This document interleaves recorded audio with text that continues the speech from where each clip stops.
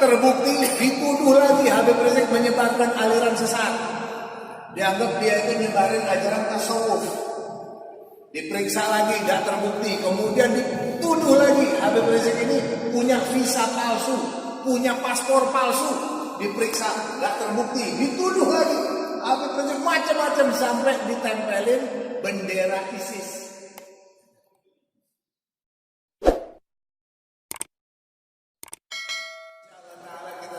Diselamatkan oleh Allah Ta'ala, amin.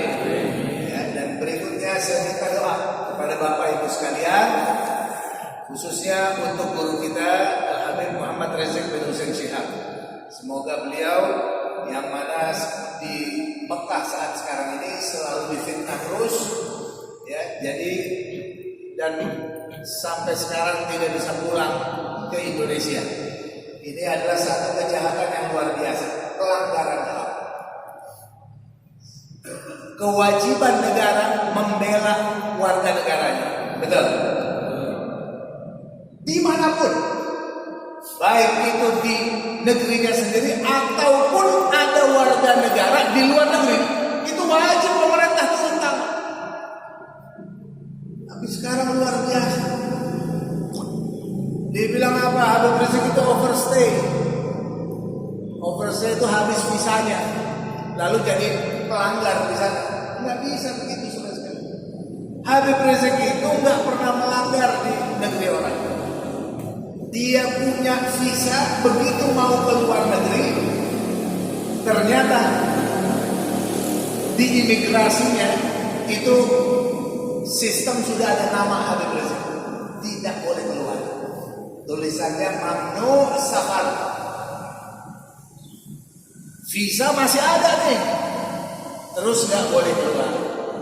Lalu Habib Rizik tanya, apa salah saya? Datang kantor polisi nggak ada, Anda nggak ada masalah. Terus kenapa bisa saya kena ini mamnu safar ini? Coba ke mukhabarat, ke intelijen. Berangkatlah ke markas intelijen Saudi.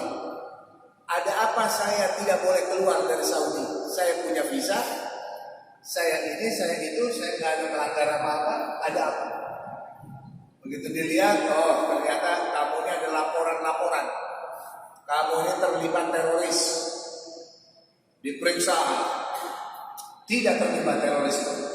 Hanya gara-gara ada foto Habib Rizik, foto dengan Ustaz Abu Bakar Bashir. Habib Rizik bilang, itu kawan saya. Saya punya banyak foto sama pendeta-pendeta. Apa artinya saya jadi orang Kristen? Saya punya banyak foto dengan syekh-syekh orang Saudi. Apa saya menjadi orang Saudi?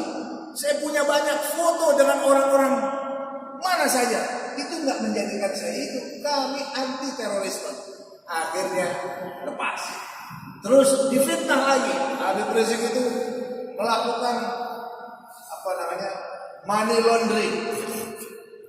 Kemudian dituduh lagi buronan. Habib Rizik begitu dibilang buronan, ambil SP3-nya. Kasih dia diterjemahkan ke bahasa Arab. Ini SP3, surat penghentian penyidikan perkara. Nggak ada. Yang mana yang dituduh?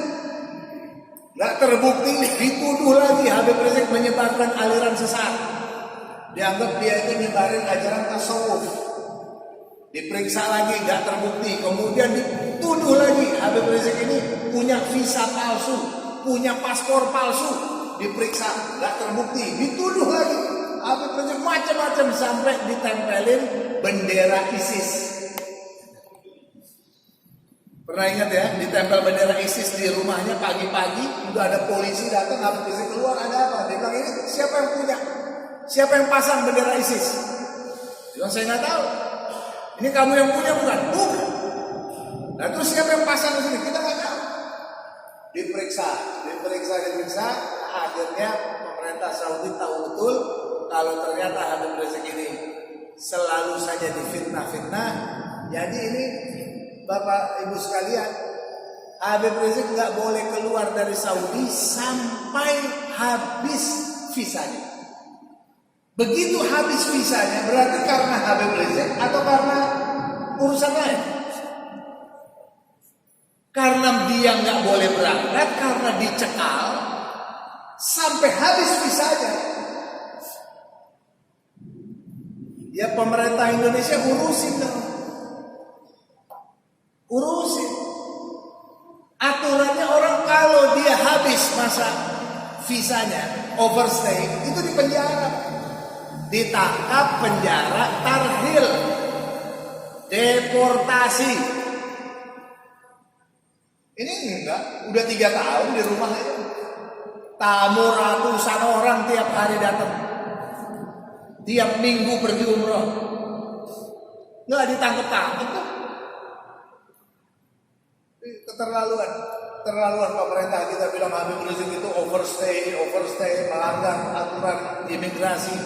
Bukan, kalau overstay ditangkap, dideportasi, dipulangkan ke Indonesia. Ini pemerintah nggak mau Habib Rizik pulang. Takut kalau nanti saat pemilu kemarin akhirnya bisa menggerakkan orang sampai jutaan. Takut kalau nanti pelantikan Jokowi bisa gagal. Itu yang pemerintah takut.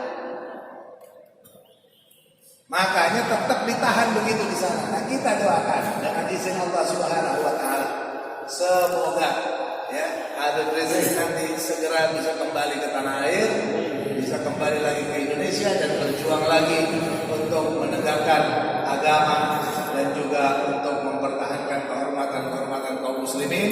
Dan insya Allah taala kita doakan juga, saya baru kemarin dikasih surat cinta, kasih surat cinta oleh polisi Polda Metro Jaya, disuruh menghadap dugaan makar hari ini.